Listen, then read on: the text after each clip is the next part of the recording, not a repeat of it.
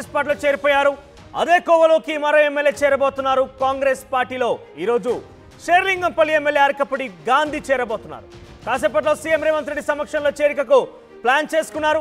నిన్ననే చేరాల్సి ఉన్న కొంత ఆలస్యం కూడా జరిగింది. ఇప్పటికే కాంగ్రెస్ లో చేరిన 8 మంది ఎమ్మెల్యేల సంఖ్య చూసాం. నిన్ననే కండువా కప్పుకున్నారు రాజేంద్ర నగర్ ఎమ్మెల్యే ప్రకాష్ గౌడ్. ఎమ్మెల్యే గాంధీతో పాటు కాంగ్రెస్ లో చేరిన కార్పొరేటర్ ఇతర నేతలు సుమారుగా 8 మంది ఇప్పటికే బీఆర్ఎస్ నుంచి కాంగ్రెస్ పార్టీలో చేరిపోయారు.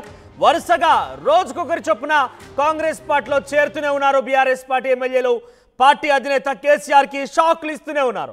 కేసీఆర్ ఏకంగా వీరిని ప్రత్యక్షంగా పిలిచి వీరిని సంప్రదించి వీరి యొక్క అభిప్రాయాలు తీసుకొని చాలా సుదీర్ఘమైన చర్చ సమీక్ష నిర్వహించినా కూడా ఎవరు కూడా ఆగడం లేదు. వారంతా కూడా రెక్కలు వచ్చిన పక్షుల్లాగా ఆ పార్టీ గూడును వీరి కాంగ్రెస్ పార్టీ గూట్లోకి చేరుతున్నారు. సో ఒక్కొక్కరిగా ఆ పార్టీని వీడడంతో బీఆర్ఎస్ అధినేత కేసీఆర్ కి షాక్ తగిలినట్టు అవుతోంది. అయినప్పటికీ ఆయన ఎవరు పోయినా కూడా కార్యకర్తలు ముఖ్యమైనట్టుగా కేసీఆర్ దీక్ష పూని ఉన్నారు. సో మొత్తం మీద నిన్న ప్రకాష్ గౌడ్ చేరికతోని 8కి చేరింది బీఆర్ఎస్ నుంచి కాంగ్రెస్ లో చేరిన సంఖ్య. దీంతో 65 మంది కాంగ్రెస్ ఎమ్మెల్యేలు, దాంతో పాటుగా 8 మంది బీఆర్ఎస్ ఎమ్మెల్యేలు, పూర్తిగా ఈ సంఖ్య 73కు చేరింది. ఈరోజు షేర్లింగంపల్లి ఎమ్మెల్యే అరకపూడి గాంధీ కూడా చేరబోతున్న నేపథ్యంలో ఈ సంఖ్య 74కు చేరబోతోంది. అంటే ఓవరాల్గా 64 అసెంబ్లీ స్థానాలు గెలుచుకుంది కాంగ్రెస్ పార్టీ. 64 స్థానాలతో పాటుగా కంటోన్మెంట్ స్థానాన్ని కూడా ఇటీవల ఉప ఎన్నికలు దక్కించుకునే నేపథ్యం 65కు చేరింది. ఇక బీఆర్ఎస్ నుంచి కాంగ్రెస్లో చేరిన వారి సంఖ్య ఈరోజు అరకపూడి గాంధీతో కలిపితే కనుక 9 మందికి చేరే అవకాశం ఉంటుంది. సో మొత్తం మీద 74 అంటే 10 మంది దాదాపుగా అసెంబ్లీ ఎన్నికల నుంచి ఇప్పటివరకు 10 మందిని కాంగ్రెస్ పార్టీ ఒక స్థానం గెలుచుకుంది. మరొక 9 స్థానాలని తన పార్టీలో విలీనం చేసుకుంది కూడా. మాట్లాడదాం. మనతో పాటు జాయిన్ అవుతున్నారు మా ప్రతినిధి మధు. మధు, సో వరుసగా చేరికలను ప్రోత్సహిస్తోంది కాంగ్రెస్ పార్టీ. ఇతర పార్టీ నాయకులు తమ పార్టీలో విలీనం చేసుకుంటోంది.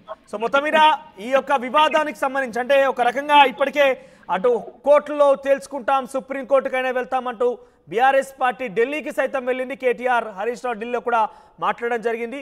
ఒకవైపు వివాదం కొనసాగుతున్న నేపథ్యంలో ఒక్కొక్కరిగా ఎమ్మెల్యేని తమ పార్టీలో చేర్చుకోవడం కాంగ్రెస్ పార్టీ ఏ రకంగా చూడాలి, బీఆర్ఎస్ పార్టీ ఏ రకంగా దీనికి రియాక్షన్స్ ఇస్తోంది?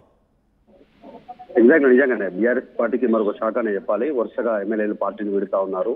నిన్ననే రాజేంద్ర నగర్ ఎమ్మెల్యే ప్రకాష్ గౌడ్ జాయిన్ అయినటువంటి పరిస్థితి. నిన్న సాయంత్రమే ఆల్రెడీ రేవంత్ రెడ్డి నివాసానికి చేరుకున్నారు అరకపూడి గాంధీ. నిన్న అక్కడ ఉన్నటువంటి కీలక నాయకులతో వేం నరేందర్ రెడ్డి, తర్వాత కొంతమంది నాయకులతో అరకపూడి గాంధీ భేటీ అయ్యారు. నిన్ననే యాక్చువల్ షెడ్యూల్ ప్రకారం ఆయన నిన్ననే జాయిన్ అవుతాననేటువంటి చర్చ కూడా జరిగింది. కానీ ఆయన జాయినింగ్ ని పోస్ట్ పోన్ చేశారు. ఈ రోజు జాయిన్ కావాల్సిందిగా చెప్పారు. నిన్న ప్రకాష్ గౌడ్ది జాయినింగ్ ఉండే కాబట్టి ఈ రోజుకు కార్పొరేటర్లతో, స్థానిక నాయకత్వంతో వీళ్ళందరూ కలిసి జాయిన్ అవ్వాల్సిందిగా ఆయనకి సమాచారం ఇచ్చారు.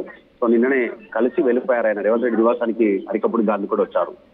మళ్ళీ ఈ రోజు ఉదయం 10 గంటలకు జాయిన్ అవుతున్నారు. ఆయనకు సంబంధించినటువంటి వర్గులతో మనం ఆల్రెడీ గతంలోనే అరకపూడి గాంధీతో ఆర్టీవీ మాట్లాడింది.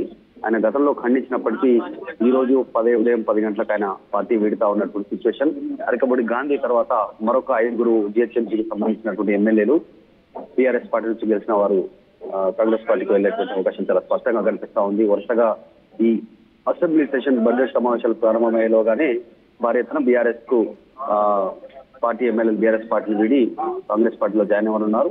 బీఆర్ఎస్ ఎల్పీని పూర్తిగా ఎల్పీలో విలీనం చేయడానికి దీనికి సంబంధించినటువంటి ప్రక్రియ వేగవంతమైంది. అందులో భాగంగానే అరకపూడి గాంధీతో పాటు ఆయనకు సంబంధించిన కార్పొరేటర్లు ఈ రోజు 10 గంటలకు రేవంత్ రెడ్డి సమక్షంలో జాయిన్ కానున్నారు.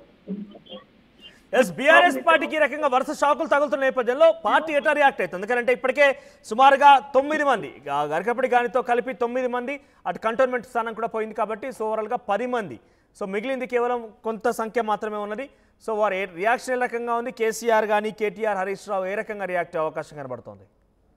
అంటే అనర్హత పిటిషన్ కు సంబంధించినటువంటి విషయంలో వీళ్ళందరిపైన అనర్హత వేయాలి. పార్టీ ఫిరాయింపుకు సంబంధించిన చట్టం ప్రకారం వీరిపైన చర్యలు తీసుకోవాలి, ఎమ్మెల్యే సభ్యత్వాన్ని రద్దు చేయాలి అనేటువంటి వాళ్ళు డిమాండ్ చేస్తా ఉన్నారు. ఇప్పటికే దానం నాగేందర్, కడియం శ్రీహరి, తెల్లం వెంకట్రావు, పోచారం శ్రీనివాస్ రెడ్డి వీళ్ళందరిపైన వీళ్ళు లీగల్ ఫైట్ చేయడానికి సిద్ధమయ్యారు. ఇంకా కొంతమంది జాయిన్ అయ్యారు రీసెంట్. వాళ్ళపైన పిటిషన్ వేసిన తర్వాత వాళ్ళందరిపైన లీగల్ ఫైట్ చేయాలి అనేటువంటిది ఏదైతే గతంలో కొన్ని రాష్ట్రాలకు సంబంధించినటువంటి విషయంలో కర్ణాటక,